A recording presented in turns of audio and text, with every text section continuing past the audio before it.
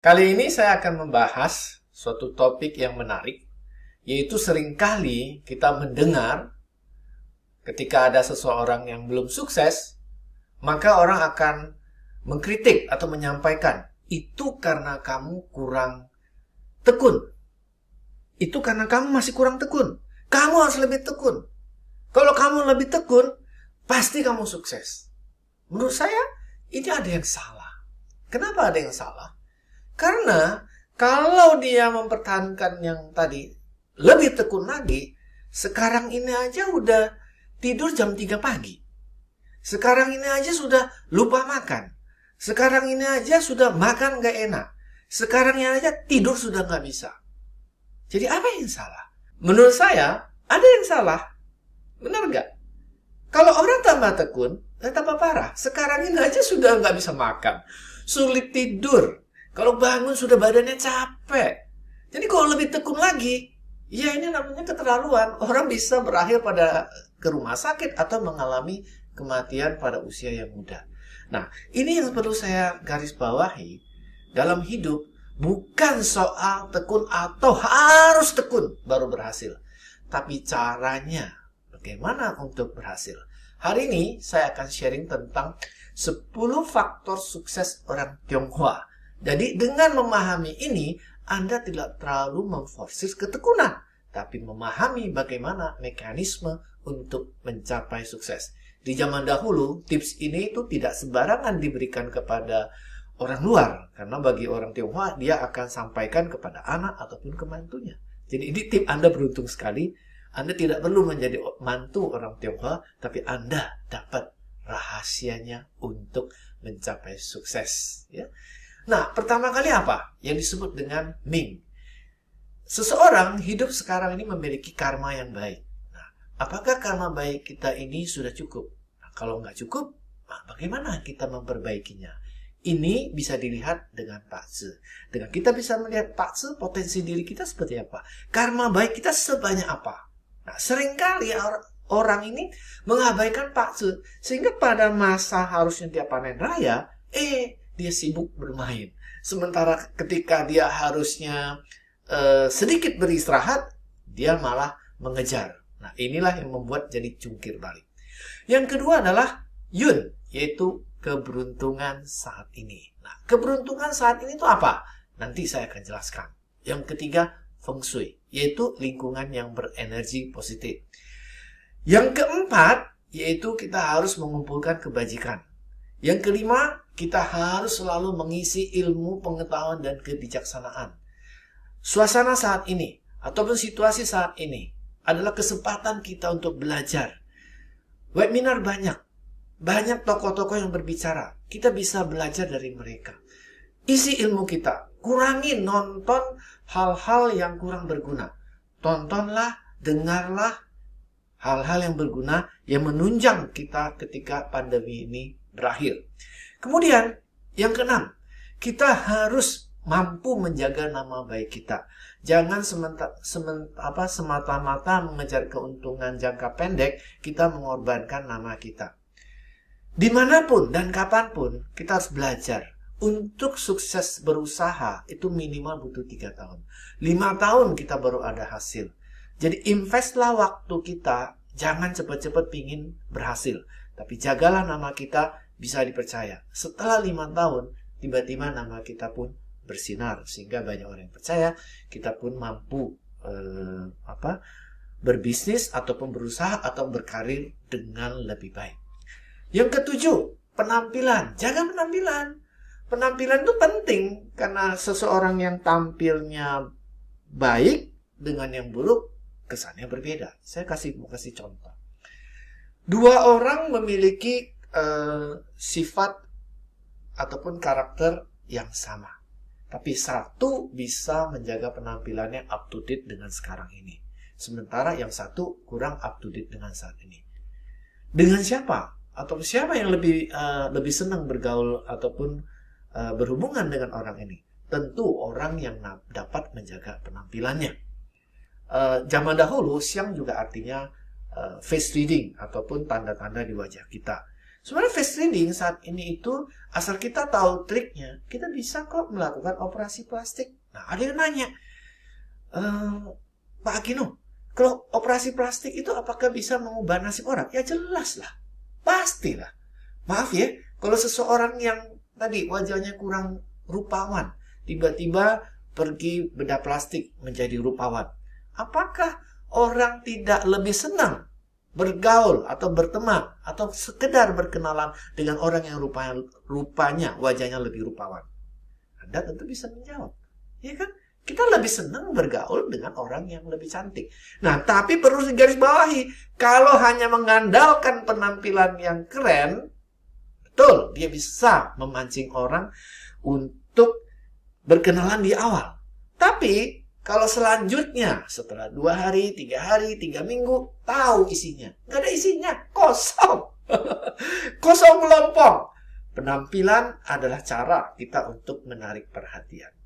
Itu sudah langkah yang maju, tapi itu baru hanya satu faktor. Ya, jadi kemudian kita ada yang poin ke-8, yaitu harus menghormati dan menjunjung orang-orang bijak zaman dahulu. Kenapa ini penting? Apa yang ada kita saat ini, apa yang ada, bahkan seluruh ilmu pengetahuan barat ataupun pengetahuan orang timur, itu kalau kita trace back, itu berasal dari orang zaman dahulu. Tidak ada filsafat yang baru sesungguhnya. Tidak ada juga filsafat orang Tionghoa yang baru. Semua itu adalah akumulasi dari zaman dahulu. Jadi kalau kita sekarang ini, maaf ya, menjadi sok pintar, seolah-olah kita perlu menciptakan ilmu sendiri, perlu menciptakan filsafat kehidupan sendiri, saya pikir kita berada di langkah yang salah. Kemarin saya mendengar seorang ahli filsafat dari Tiongkok, dia bicara, bahkan tidak ada sebenarnya filsuf barat sekarang ini yang berhasil menciptakan filsafat yang baru. Tidak ada, semua itu hanya modified dengan situasi saat ini. Basisnya adalah tetap filsafat Plato, Socrates, dan diubah. Begitu pula orang Tionghoa. Tidak ada yang baru. Semuanya berasal dari Konghucu, berasal dari Tao, berasal dari Lao Tzu, sebagian berasal dari Siddhartha, seorang Buddha. Ya. Jadi kalau kita tidak mau menjunjung, tidak mau menghormati, tidak mau belajar dengan orang zaman dahulu, menurut saya dan saya pikir kita sendiri menyanyikan hal yang sangat berguna.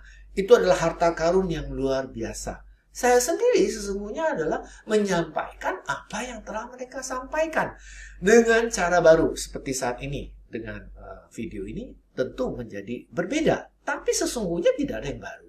Jadi kalau Anda atau siapa saja mau mencoba untuk menggali, menghormati orang bijak zaman dahulu, 80% ya, kalau tadi 1, 2, 3, Anda sudah lebih maju dibandingkan orang lain. Kemudian, yang ke-9, ini menjadi sangat penting. Luar biasa penting. Kenapa? Namanya bertemu dengan orang hebat. Atau belajar dari orang yang hebat.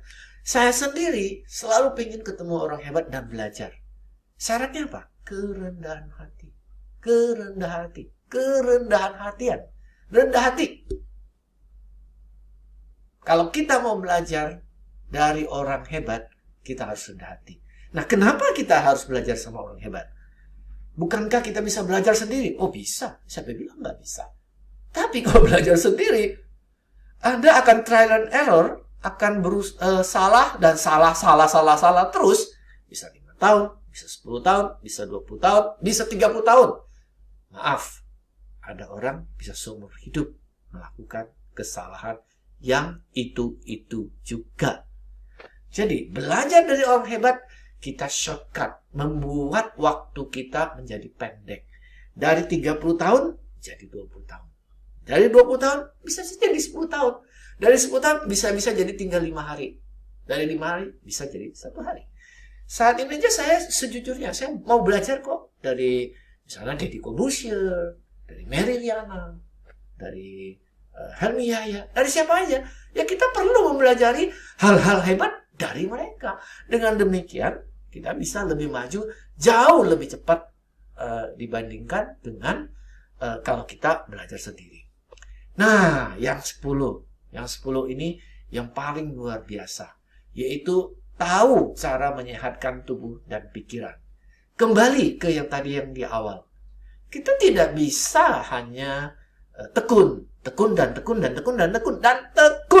Nah, itu tidak bisa. Justru saya ketika orang yang tekun, stop. Betul-betul Anda stop. Jangan lebih tekun. Kurangin ketekunan Anda. Sungguh. Ini adalah nasihat yang paling gak enak Anda dengar. Mungkin beberapa orang akan bilang, kamu kurang tekun. Dia kurang tekun. Saya bilang, enggak. Stop. Karena saya mengalami dan mengamati banyak orang itu super tekun. Dan karena super tekun itulah hambatan. Ya. Nah, pada saat seseorang itu super tekun, kemarin saya menasihati anak teman saya yang di Kanada, tolong kamu kurangin ketekunan. Kasihanilah diri Anda, cintailah diri Anda. Yaitu dengan namanya memelihara tubuh dan pikiran. Dari 1, 2, 3. Ya. Yang nomor 1, karma baik kita. Mungkin bagi orang yang super zaman dahulu melakukan banyak kebajikan, mungkin bagi dia lebih mudah sukses di zaman sekarang. Tapi kita kan tidak tahu, mungkin juga ada beberapa orang yang kurang berbuat baik. Nah, yang 1 itu bisa diperbaiki dengan nomor 10, yaitu lebih tekun memelihara pikiran, memelihara badan gitu. Kenapa? Karena karma masa lalu diciptakan oleh masa lalu. Kalau kita bisa memelihara pikiran kita, karena semua pakse, semua yang bisa ilmu yang melihat masa lalu itu berisi tentang kompleksitas pikiran. Orang yang umumnya paksenya buruk, kompleksitas pikirannya itu memang sulit untuk mencari jalan keluar. Nah, kalau kita berlatih pikiran, berlatih fokus, berlatih mindfulness, meditasi, qigong, tahu pengobatan dengan organik dan lain-lain, maka tanpa sadar kita memperbaiki pikiran kita. Perbuatan hari ini kita menjadi karma baik untuk besok, menjadi karma baik untuk 3 hari kemudian, 3 bulan kemudian, 3 tahun kemudian. Dengan demikian, yang 1 bisa diselesaikan atau diperbaiki dengan memelihara tubuh dan pikiran. Nah, yang nomor 2, apa yang harus dilakukan dengan nomor 2? Yaitu nomor 4 sampai nomor 9. Anda harus mengumpulkan kebajikan. Ya, Anda harus betul-betul mengumpulkan kebajikan. Contohnya paling simpel. Di zaman ini, saya pikir ya kita punya 275 juta orang. Kadang-kadang saya sedih ya, kalau ada seseorang itu dengan mudahnya membuat dislike ya, tidak menyukai YouTube seseorang. Menurut saya, itu salah. Salah betul. YouTube harus kita manfaatkan. Coba 270 juta orang, atau mungkin misalnya YouTube sekarang ada 150 juta atau 100 juta orang. Saya nggak tahu angka yang persis. Semuanya saling like. Bukankah semua orang beruntung? Jadi kita harus punya nilai-nilai kebajikan. Saya lebih baik mendukung orang daripada saya tidak mendukung orang. Itu kebajikan. Ketika kita tidak mau mendukung orang, ya udah, kita paksakan diri kita mencari kebaikan dari sesuatu. Dari orang yang terburuk pun kita bisa belajar sesuatu kok. Dari kanal atau channel yang buruk pun kita bisa belajar sesuatu kok. Oh iya, kalau saya bikin channel YouTube, saya jangan seperti dia. Tapi saya appreciate, saya menghargai susah payahnya. Saya like. Itu perbuatan baik. Itu perbuatan baik yang luar biasa. Kalau tadi saya katakan, misalnya suatu ketika 270 juta orang Indonesia sudah bisa mengakses YouTube ya. Mungkin yang di pedalaman masih saat ini ada yang beberapa desa yang belum bisa. Saling like. Bukankah itu kebajikan? Jadi kebajikan itu bukan sesuatu yang susah di zaman ini. Menurut saya justru terlalu mudah. Hati kita harus appreciate. Kalau hati kita sedang gelap, tetap kita harus appreciate. Konghucu pernah berkata, dari 3 orang kita ketemu, yang terburuk pun bisa jadi guru kita. Paling tidak, apa pelajarannya? Jangan mencontoh dia. Tapi jangan mencontoh dia bukan berarti kita membenci dia. Tetap Kita harus bersimpati sama dia. Karena seseorang yang buruk itu karena situasi, karena keadaan. Gak ada orang yang mau buruk, tapi mungkin situasi, mungkin tidak ada yang bimbing, mungkin karena dia tidak tahu 10 faktor sukses ini, dia tidak tahu jalan keluar. Justru pada saat itulah kita bisa membantu dia untuk menemukan jalan keluarnya. Ya, jadi Yun saat ini itu ditentukan dengan 3, 4, 5, 6, 7, 8, 9. Dan dari semua ini, saya ingin menggarisbawahi yang paling penting 4, ya, yaitu belajar. Tetap belajar, isi pengetahuan. 9, kita harus belajar dari orang hebat di bidang yang kita ingin masuki. Yang ke-10 apa? Nah, mudah-mudahan nggak lupa ya. Belajar meditasi, belajar melatih pikiran kita, belajar untuk tenang, belajar tentang ilmu kesehatan. Jadi pesan saya untuk semua yang sedang berjuang, saya juga berjuang, kalian juga berjuang, semua orang sedang berjuang. Ya, ketika kita terlalu tekun, jangan, berhentilah tekun, kurang yang ketekunan Anda. Tapi ini bukan berarti kepada orang, maaf ya, ada beberapa orang memang kurang tekun, ya berarti memang harus kurang tekun. Apa ukuran tekun? Kalau Anda baru menghabiskan waktu 1-2 jam untuk di bidang Anda, hey, itu Anda kurang tekun. Betul-betul, Anda kurang tekun. Ya. Tapi kalau Anda sudah menghabiskan waktu 10 jam, 12 jam, 14 jam untuk bidang Anda setiap saat, hey, kurangin ketekunan.